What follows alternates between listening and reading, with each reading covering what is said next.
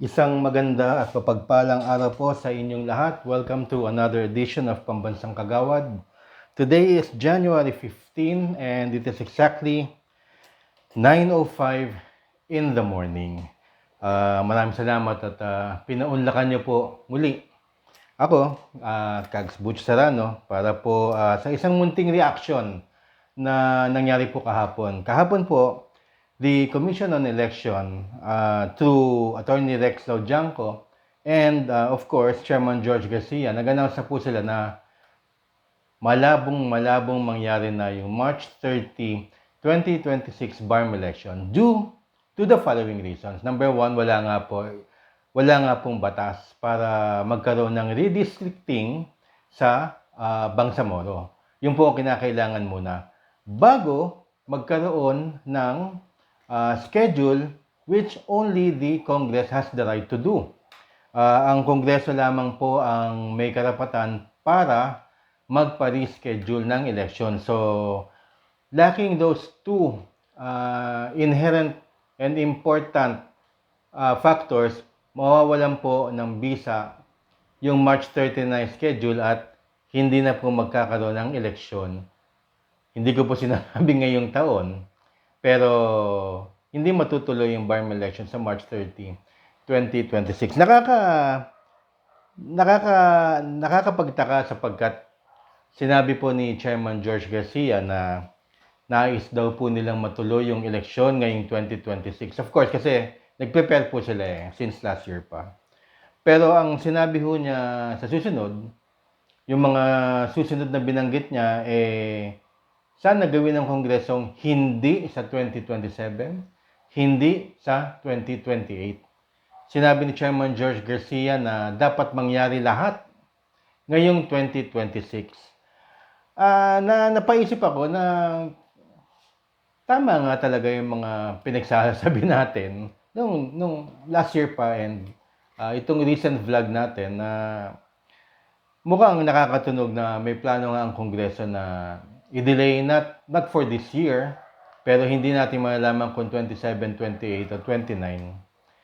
And a lot of political analysts, including myself, are stating na ang 2026 nakatuon sa 2028.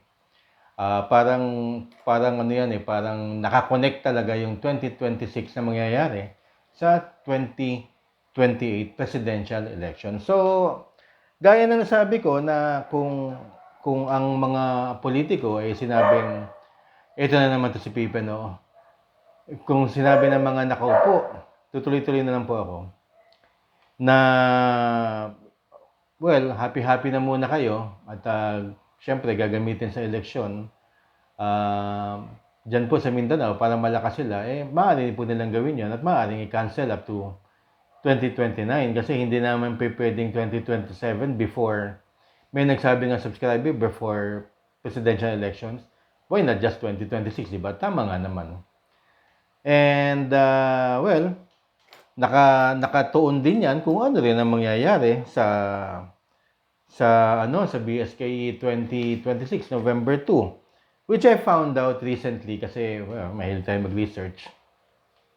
Na November 2, 2026, ito, importante po ito, ha? Meron palang effect ng law. Ito po ay ang Proclamation 10006. Proclamation 1006 na pinirmahan po ni Presidente Ferdinand Bongbong Marcos noong pong December I think of last year. Ito lang, recent lang, last month. And yung Proclamation number 1006, sinulat ko po, just give me the time, no? Declares November 2, 2026 as a special non-working holiday. Ibig sabihin, All Souls Day. Alam po ng gobyerno yan.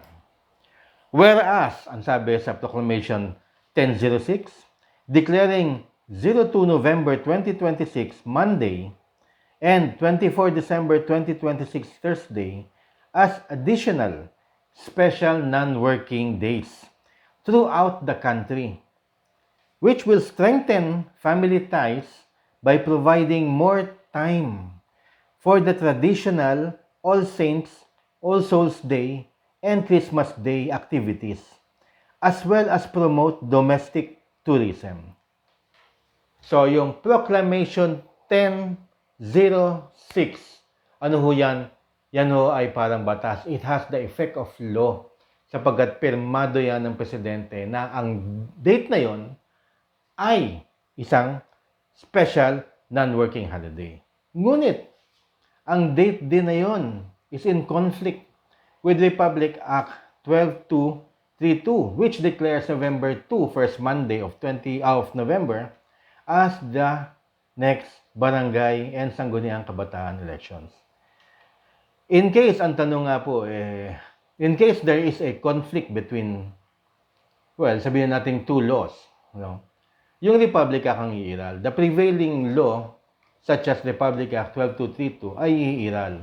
Meaning, ayan po ay habang batas ay matutuloy. Habang walang nag-aamenda, walang nagre-revise. Ano ang ma-amenda dito? Yung Proclamation 1006 o yung Republic Act 12232? Well, yung Proclamation 1006, kahit mas mababa siya sa Republic Act, it has the effect of law.